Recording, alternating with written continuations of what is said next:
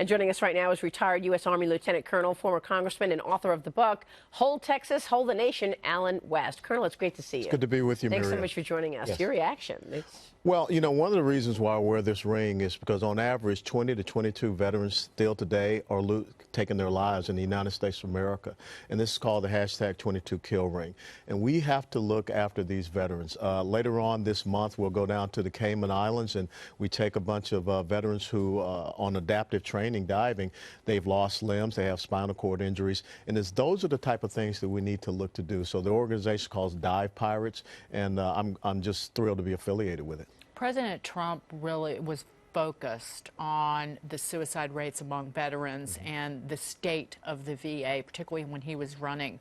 What has he done in terms of improving the way that our veterans are treated in the medical system, but also in terms of trying to combat the number of suicides? Well, I think the important thing was the accountability, because that was lacking in the VA system, because now you can actually fire people for their lack of good treatment of our veterans.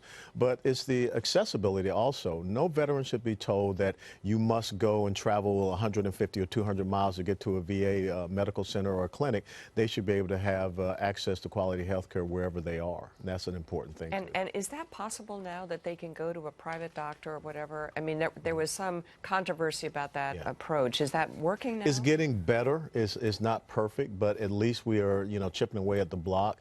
The VA is a behemoth. There's no doubt about it. And so I think that, and it's funny because the other side does not want to talk about the VA because that's really their model of health care that they'd like to have in the United States of America. Well, so many issues to talk to you about, but we want to go to the border crisis. A federal judge is handing the Trump administration a win this morning, rejecting a lawsuit from the House challenging border wall funding.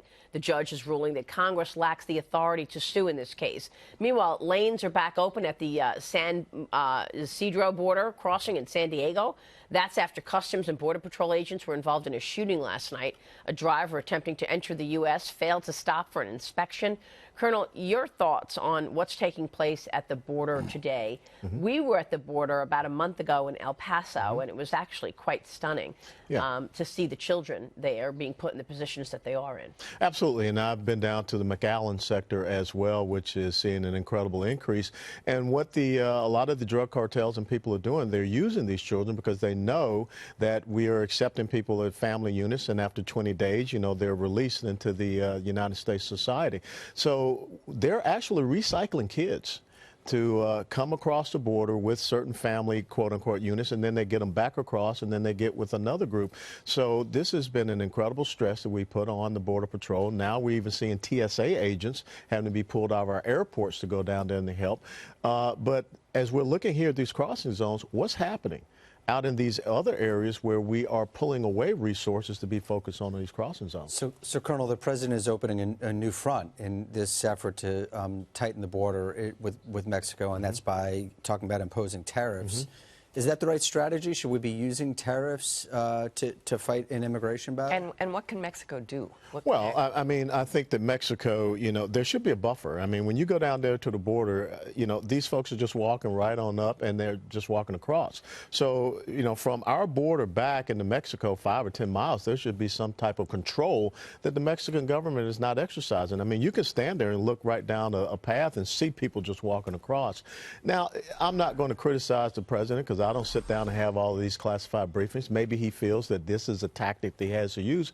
But I think one of the critical things we could do is start taxing remittances that are being sent back to these individuals. And I think that we have to stop having these, you know, these carrots that we're giving, because we're telling them, just come across the border and this is what you're going to get. You're going to get these social welfare programs and what have you. So I think that's some of the things we have to start looking at as well. But if you have tariffs that weaken an economy in Mexico that was already contracting in the first quarter, Colonel, that you make a situation potentially worse for the United States, because if you have a lack of jobs in Mexico and you deprive the nation of resources to stop the illegal immigrants from crossing from Central America into Mexico and into the United States, it puts us in a worse situation, not a better one. Yeah, I don't know if the president is saying that this is one of those tough stances I got to start off with and get people to walk back down, but we've got to get Mexico's attention, because there's no reason why they should just be opening up and allowing people to transit through their country to come into the United States illegally.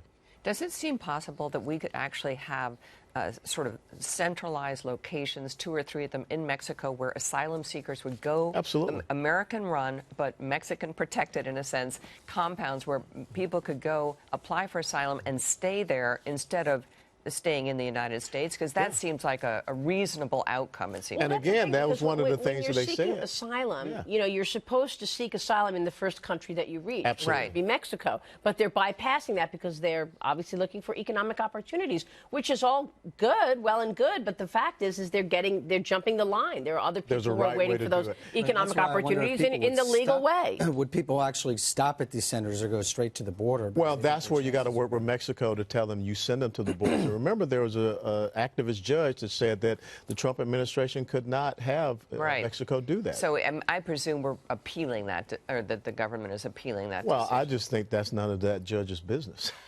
And there's Really that. fascinating stuff. Yeah. Colonel, please come back soon. Absolutely. You're not with us enough, so we appreciate you joining us this morning. Thank you so much, Maria. Colonel